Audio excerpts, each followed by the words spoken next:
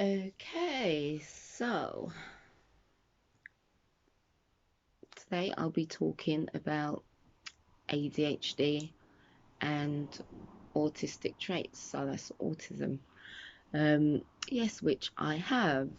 With my autism, I just come under the spectrum, but I've still got it, but not to that level where they could put me out there, if that makes sense. But yes, I have been diagnosed with autistic traits, to clarify that for you guys. And I also have ADHD, which I've had since I was young. But I am sort of on medication nowadays. I say sort of because I don't like to take it, because I still like to be myself, if that makes sense. Yes, I am on Concerta, which is the Concerta XL 36 mg, I think it was. Yeah, 36 mg, which is this one. And they look like this. I'll show you. They look like just white. They also come in blues. I had blue ones before. But I only try to take them when I am more focused, if that makes sense, where I need to focus on things like uni work and jobs and all that sort of stuff, if I'm doing that. But yeah, for me, I would say it was tricky growing up. I wasn't diagnosed until later on in life anyway. But growing up it was quite tricky, but I was also a tomboy, so maybe that's where my mum didn't diagnose me. I'm not sure, but um, it does seem she knew something was up, because she was always coming over to mine and saying, oh, have you checked this yet? Have you done this? Have you done that? Like reminding me of things. Or like with my letters, have you opened up your letters? Even now I still have a forgetful memory of opening up the letters, or I just take them and just put them aside, and um I wouldn't say that I don't know how to explain it, but I wouldn't say that aut autism and ADHD is me, if that makes sense, because I still got my personality as well. So I can't automatically just say, oh, this is how it is, this is how that is, because I believe everybody is different anyway, and you can't just put it down to, oh, this is the ADHD or this is the autism, you know. For me, I'm very, very hyper. I'm still like a little child. I relate with children more than adults, to be honest. Um, I like to play games and all that sort of stuff, and still hide and seek, blind man bath, you name it. I still like to do all that sort of stuff. It's like I never grow up mentally. Um, I can go from like 0 to 100 within a split second, especially if it's something to do with loyalty and trust, principles wise. Um, uh, I am, I literally, even now, I'm literally thinking about 12, 13 things in one go. And I can concentrate on that because that's how my mind is. It's just constantly active. Even when I don't want it to be, even when I'm sleeping at night, it's still active, and I could be like tired as hell, but my body is still very hyper and still going, going, going. It doesn't matter how tired I am, I could literally be dead to the world and I'm still going, seriously, mentally and physically. But my eyes are like, I could like, they're literally just closed. Um, Focusing now. Here comes the focusing part. With the focusing, it's like I am hearing someone talking to me, and I'm taking it in, but I'm not taking it in. I know it sounds crazy, but that's how it is. It's like you're hearing everything that person is saying, but then it's like, oh, what did you say again? Even though you're hearing it and it's all in your head, it's like, what did you say again? You know, or sometimes you hear what they're saying, you think you don't hear what they're saying, like it's not in your head. Oh, it's really hard to explain. But then when you go back home or when you think about it later on, it's all in there. So it's like you're focusing, but you're not focusing because you're focusing on a whole load of 10, 12 different things in your head. And it's like, okay, okay. Do you know what I mean? It's like you're not so interested in what these people are saying. Even with my kids, I'm like that today. You know, it's like, yeah, okay, but you would answer, but you're not hearing them. And people would, and your kids will think that you're listening to them and hearing them, you know, but you're not. It is crazy, you know. Um, it's hard to say, but it does go in. It does go into your head. It really does, but it's like you're not operating properly mentally. And it's basically it's like you've zoomed out. Um, Now with I'd say with the autistic side of me, it's not liking people underneath me or in my bubble per se. You know, I get frustrated even when my kids are standing close to me or hugging me, kissing me. I get like, oh, stop. But obviously, it's like I don't show them that, even though it feels like that inside me. But sometimes they say, okay, back up, my bubble. You know, they know that. It's it's it is so hard say doing this because this is why I don't want to do it. It's like so much to get out. Um, but I have to have organization as well. It's like things has to be label wise as well. I don't like change. I hate change. I hate change of even like my kids' teachers and all that. Um, I do like meeting new people. I'm a very confident person and everything like that. I'm very outgoing and friendly and bubbly, but I don't like change. It's like, and getting to know someone new as well, you know, and I think that's part of why I've been single for so long too. I just don't want to be going over that again and again. And it's like that with most people anyway, but this is why I say everybody's different as well, and you can't put everything down to certain things, as in ADHD and autism and all that. So I can only tell you about me and certain traits that's within these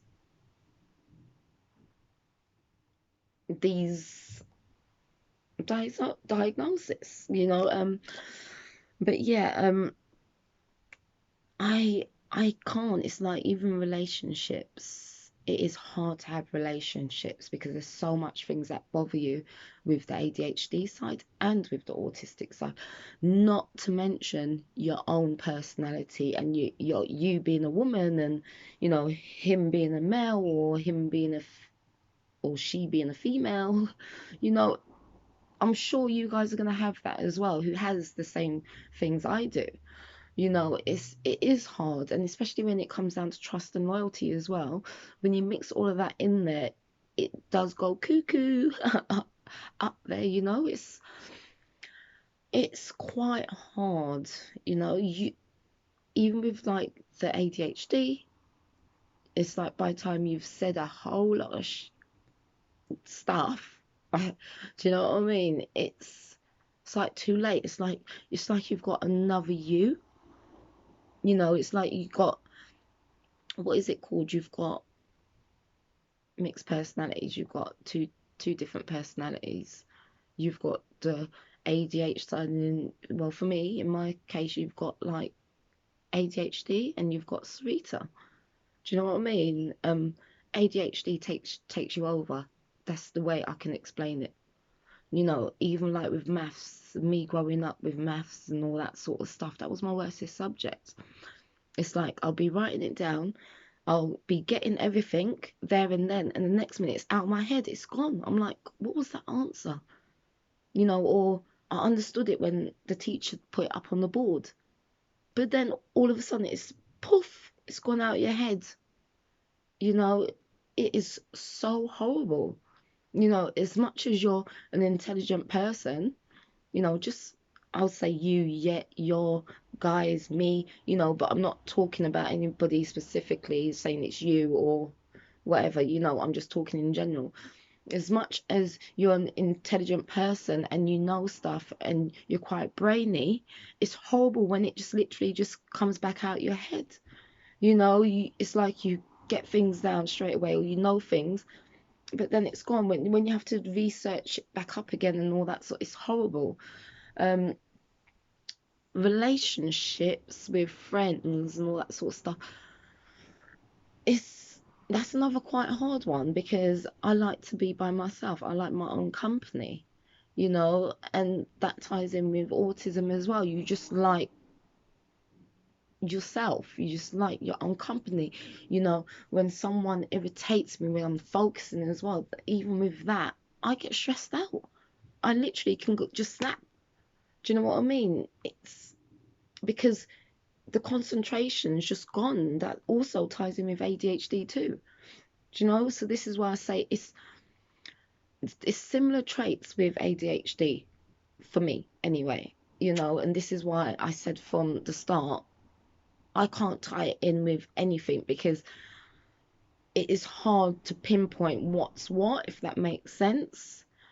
But if you're supposed to be Googling this stuff now, certain stuff, what I've just said, will relate back to autism or ADHD, you know, but that's for you to work out as a person, as an individual for yourself. I can only come on here and tell you guys about my traits and how I have been and how I was, you know, growing up. Growing up, as I said, I was a tomboy. I was always being naughty, always hyperactive. You know, I had to have SEN, and if you guys don't know what that is, that's special education need, you know, because I I just wasn't getting most of the stuff, you know, I wasn't getting it. Religious education, English, all that, geography, all of that was fine with me.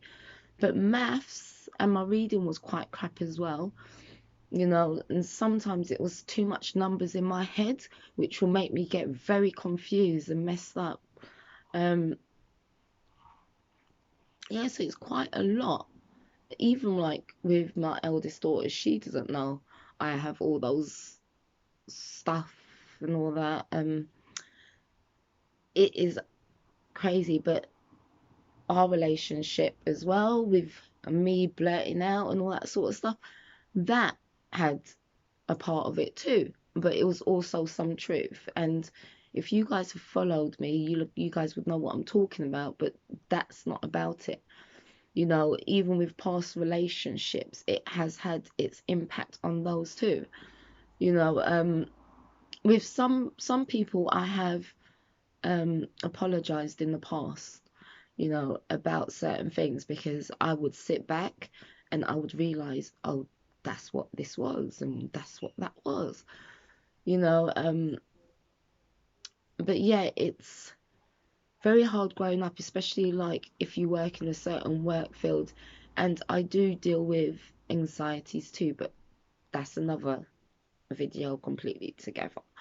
But yeah, when you work in a work field with loads of people and you have to have things a certain way, you know, like OCD and autism and ADHD and whatnot, you know, it's very hard. And even for me, it's affected my work as well with not keeping certain jobs, you know, because I've had certain problems where I've walked out, you know, and I wouldn't say it's temper per se, it's not my temper, it's just the way I relate to things and the way I cope with things, you know, because you don't know how to cope with things because by then your head just goes poof and it goes doolally, and you just think, no, this ain't right, that's da, da, da, da, da. And then you're thinking so many things at once where you just end up flipping out, you know. But for me, I would say I don't have a temper to that extent because I'm quite a calm person, and I would say things until it reaches that, you know, that boiling point where you do flip, you know, and that's where my anger will come out. Or temper, if you want to say. Um, but yes, it has impact on your work as well, having these conditions, especially when you don't feel like you can talk to people, or you know, you feel like you're going to be looked down on because you have these conditions. Majority of times I don't tell them about my conditions because it's either you're not going to get the job or you do get a job and they put you down to a lower position, or you know, they look on you differently, or they talk about you, you know, with other members of your, you know, like your colleagues and all that sort of stuff. So yeah, it does affect you. So it does affect your work. It does affect your relationship with your kids. It does affect your relationship with partners, and it does affect your relationship with friends. It affects your whole life, to be honest. It's just about you having to deal with it, and yes, making people aware of it too. I would say with the kids, with me being a mum, and with my kids, how it's affected me with that is sometimes, like when with the maths, I would try to still help my kids, but the way I would have to help them is going online or downloading apps for them and sitting there and doing it with them, not off my own back, if that makes sense. But for me, I'm still doing a job, and a good job as a parent, you know, by doing that, and I'm still sitting there with them, you know. Also with um with them being so close to me, it's like, for me as a parent, I'm gonna be honest here now, I don't feel like a parent.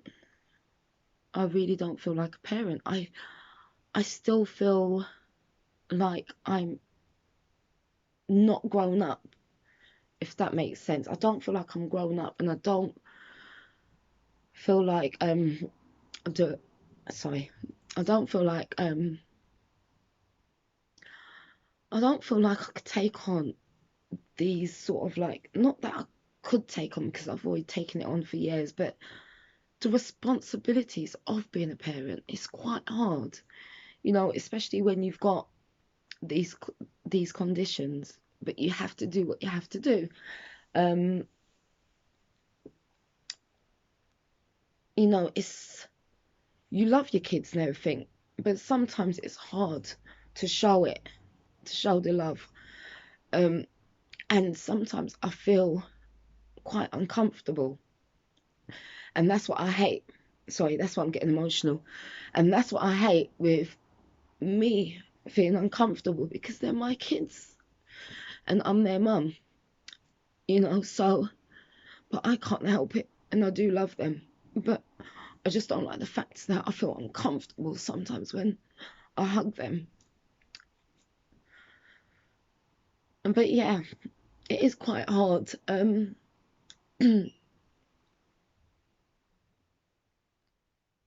Sorry guys, but yeah, we still do sports and everything. We play, we have a good relationship.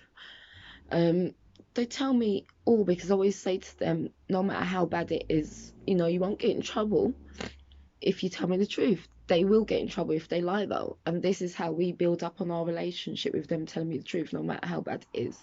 You know, they'll still come back and say to me, oh, yeah, I punched this, or I kicked that person, or I did this, or I said that. And that's them being truthful to me, you know, and yeah. But anyway, we're not going into that. We're staying on track. Um, with these pills, you're supposed to take one in the morning. It's supposed to kick in within, like, I think an hour also. Yeah, and it's supposed to, I can't remember how long it's supposed to last, to be honest. Otherwise I'll be telling a lie. So sorry guys for not giving you that information. You'll have to look that up. And to remind you, it's Concerta XL 36 mg, and this is it.